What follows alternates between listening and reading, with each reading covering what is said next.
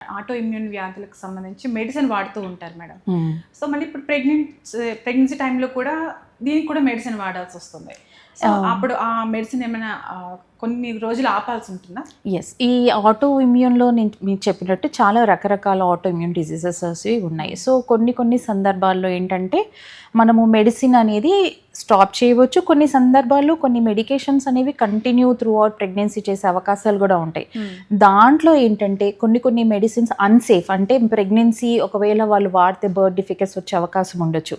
So అలాంటి సందర్భాల్లో ఏంటంటే అందుకే వాళ్ళు ప్లాన్డ్గా ఆటో ఇమ్యూన్ డిసీజ్ ఉన్న వాళ్ళు ఒక ప్లాన్డ్గా ప్రెగ్నెన్సీ అనేది ప్లాన్ చేసుకోవాలి. ప్రెగ్నెన్సీ ముందే డాక్టర్ గారిని సంప్రదించి మీ డాక్టర్ని, gynaecologist, me rheumatologist, nephrologist and depending on the మీరు ఎవరెవరికి ట్రీట్ చేస్తున్నారో నేను ఇలా ప్లాన్ చేద్దాం అనుకుంటున్నాను అని చెప్పేసి డిస్కస్ చేసి ప్రెగ్నెన్సీ సేఫ్ మెడికేషన్స్ కూడా ఉంటాయి ఆల్మోస్ట్ అన్ని కండిషన్స్కి. సో ఈ అన్సేఫ్ మెడికేషన్స్ నుంచి ప్రెగ్నెన్సీ సేఫ్ మెడికేషన్స్కి మార్చుకొని అప్పుడు మీరు ప్లాన్ చేసుకోవడం అనేది మంచిది. ఇప్పుడు అన్ప్లాన్డ్గా మీరు ప్లాన్ చేసుకుని ఆల్రెడీ మెడిసిన్స్ అన్సేఫ్ మెడిసిన్స్ వాడడం వల్ల ఫ్యూచర్లో బేబీకి బర్త్ డిఫెక్ట్స్ వచ్చే అవకాశాలు కూడా ఉంటాయి.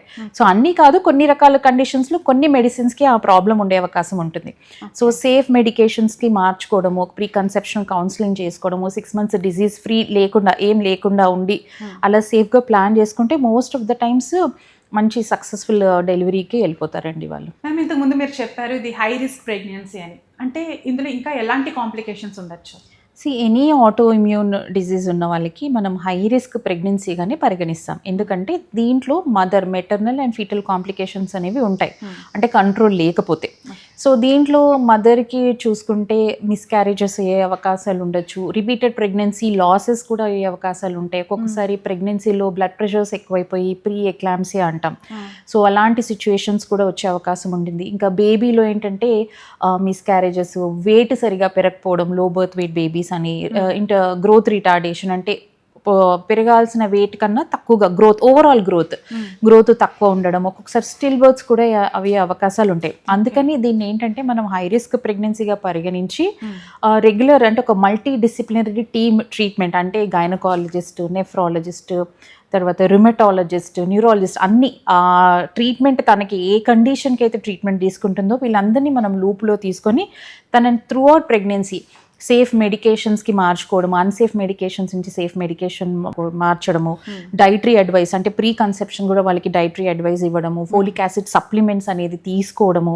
సో ఇవన్నీ ఈ మయోసైటిస్లో మజిల్ వీక్నెస్ ఉంటుంది కాబట్టి కొన్ని రకాల ఎక్సర్సైజెస్, జెంటిల్ ఎక్సర్సైజెస్, ఫిజియోథెరపీ ఇవన్నీ ముందు నుంచే మనము ప్లాన్డ్గా చేసుకుంటే త్రూ అవుట్ ప్రెగ్నెన్సీ కూడా ఇవన్నీ రిస్క్ ఫ్యాక్టర్స్ డెఫినెట్గా ఉంటాయి. అందుకని close monitoring, regular antenatal checkups చేసుకోవడము, స్కాన్స్ చేసుకోవడము, బ్లడ్ టెస్ట్ చేసుకోవడము, సో ఇవన్నీ ద్వారా చాలా వరకు ఒక హెల్దీ ప్రెగ్నెన్సీకి సక్సెస్ఫుల్గా పోయే అవకాశాలు ఉంటాయి. మ్యామ్, ఇలాంటి ఆటో ఇమ్యూన్ డిసీజెస్ ఉన్న వారికి డెలివరీ టైంలో ఏమైనా కాంప్లికేషన్స్ వచ్చే అవకాశం ఉందా? సో ఆటో ఇమ్యూన్ డిసీజెస్ గురించి మాట్లాడుకుంటే చాలా రకాల డిసీజెస్ చాలా ఉన్నాయి, దాంట్లో వెరైటీస్. సో మనం మయోసైటిస్ గురించి కూడా మాట్లాడుకున్నాం. సో దీంట్లో బేసిక్గా మజిల్ వీక్నెస్.